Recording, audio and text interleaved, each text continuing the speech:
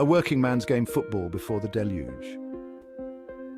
Football started as a sport for the people. It was a game that the working class loved, a break from their hard daily lives. Played on muddy fields in working class areas, it was very different from today's glamorous game. The fields were often just open spaces and the players played because they loved the sport. Players often came from local factories and mines. They worked long hours but still found the energy to play football because they loved it and felt a strong sense of community. Clubs were important to their communities, acting as social centres and symbols of local pride. They were more than just teams. They were part of the neighbourhoods they represented. The focus was on passion, loyalty and love for the game, not on making money. Fans and players were united by their love for football, no matter their social or economic status. Early football was not influenced by the huge amounts of money that we see today. It was a simpler time where the joy came from playing and the friendships formed. The spirit of early football was seen in the packed terraces, where fans from all backgrounds came together to support their local teams. These terraces were the heart of football. This was before high ticket prices and corporate boxes. Going to a match was affordable for the working class. Football was for everyone, bringing people together. The atmosphere was electric, full of noise and passion from fans who deeply loved the game. The chants and cheers created an exciting and sometimes intimidating environment. The connection between fans and their clubs was strong, built on shared history and a sense of belonging. It showed how football could bring people together. But changes started in the late 20th century. The game began to evolve, influenced by societal changes and the growing reach of media. As TV became more popular, football's potential as global entertainment became clear.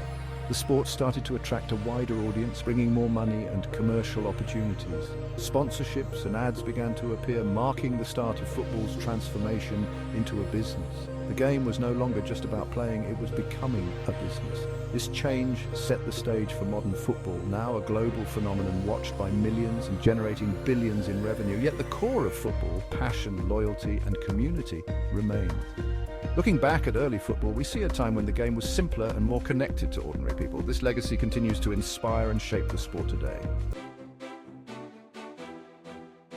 The dawn of a new era. Billionaires enter the fray. The turn of the millennium ushered in an era of unprecedented wealth in football. The sport, already beloved by millions, began to see an influx of money that would change its landscape forever. No longer content with mere financial stability, a new breed of owner emerged, the billionaire. These individuals, often with fortunes built in industries like oil, technology and real estate, saw football as the next frontier. These individuals, with their vast fortunes amassed through various industries, saw football clubs as more than just sporting entities. They were investments, trophies and vehicles for global brand building. The allure of owning a football club was multifaceted. It was about prestige, influence and the potential for significant financial returns. The arrival of Roman Abramovich at Chelsea in 2003 is perhaps the most potent symbol of this new era. His acquisition of the club was a watershed moment, signaling the start of a new chapter in football history. Abramovich's takeover of Chelsea transformed the club from perennial challengers into a European powerhouse. His investment was not just financial, it was strategic, aimed at building a legacy. His vast wealth fueled a spending spree on world-class players, instantly elevating the club's status and ambition. The likes of Didier Drogba, Frank Lampard and John Terry became household names, leading Chelsea to numerous victories. Chelsea's rapid rise to prominence served as a blueprint for other aspiring clubs, demonstrating the transformative power of immense wealth in the modern game. Clubs around the world began to seek out wealthy investors, hoping to replicate Chelsea's success. It was a clear signal that football had entered a new era, one where financial dominance could translate into on-field success. The game was no longer just about skill and strategy. It was about who could invest the most, who could attract the best talent, and who could build the most formidable team. This influx of billionaire owners also led to the modernization of football stadiums and facilities. Clubs invested in state-of-the-art training grounds, luxurious stadiums, and global marketing campaigns, further solidifying their brand and appeal. The global reach of football expanded, with clubs touring different continents, engaging with international fans, and creating a worldwide community of supporters.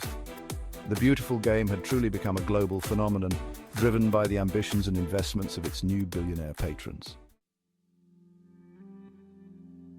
The power of the purse, sponsorship and broadcasting. The rise of money in football is not solely attributed to billionaire owners. The explosion of television rights and the lucrative world of sponsorship deals have played an equally significant role in shaping the modern game. As football's global audience exploded, so too did the value of broadcasting rights. The competition for live match coverage became fierce, with media giants engaging in bidding wars that reached astronomical sums. This influx of television money had a profound impact on the financial landscape of football. Clubs, particularly those in the top leagues, found themselves with unprecedented revenue streams. This newfound wealth trickled down in various forms, from increased player salaries to lavish stadium upgrades. The Premier League, renowned for its global appeal and lucrative broadcasting deals, became the envy of the footballing world. Its financial dominance allowed English clubs to attract top talent from across the globe, further cementing their position at the pinnacle of the sport. Section 4. Financial fair play, a flawed attempt at leveling the playing field. The growing financial disparity within football, fueled by billionaire owners, lucrative broadcasting deals and sponsorship agreements, raised concerns about the long-term sustainability of the sport. The influx of money created a chasm between the elite clubs and the rest, making it increasingly difficult for smaller teams to compete on an equal footing. This financial imbalance threatened to turn football into a predictable spectacle where only the wealthiest clubs could afford the best players and facilities. The fear was that the growing gap between the haves and have-nots would create an uneven playing field, stifling competition and undermining the integrity of the game. Fans and analysts alike worried that the essence of football, which thrives on unpredictability and underdog triumphs, was at risk of being lost. The disparity was not just about money, it was about the very soul of the sport. In response to these concerns, UEFA, the governing body of European football, introduced financial fair play, or FFP, regulations in 2011. These regulations were seen as a bold step towards addressing the financial inequalities that plagued the sport. UEFA's initiative aimed to bring a sense of balance and fairness back to European football, ensuring that clubs could compete on a more level playing field. The stated aim of FFP was to promote financial stability and sustainability within European club football. By enforcing these regulations, UEFA hoped to create an environment where clubs could thrive without resorting to reckless spending. The idea was to encourage responsible financial management and long-term planning, which would ultimately benefit the sport as a whole. The regulations were designed to curb excessive spending by clubs, ensuring that they operate within their means. This meant that clubs had to be more strategic in their financial decisions, focusing on sustainable growth rather than short-term success. The hope was that by reining in extravagant expenditures, clubs would be able to build more stable and competitive teams over time. Clubs were required to break even, meaning that their spending on transfers and player wages could not exceed their revenue generated from football-related activities. This break-even requirement was intended to prevent clubs from accumulating unsustainable debt, which could jeopardize their future. By aligning spending with revenue, FFP aimed to create a more financially responsible and competitive landscape. The goal was to prevent clubs from falling into crippling debt while also leveling the playing field and fostering a more competitive environment. However, despite its noble intentions, FFP has faced criticism and challenges. Some argue that it has not fully addressed the financial disparities and that wealthy clubs still find ways to circumvent the rules.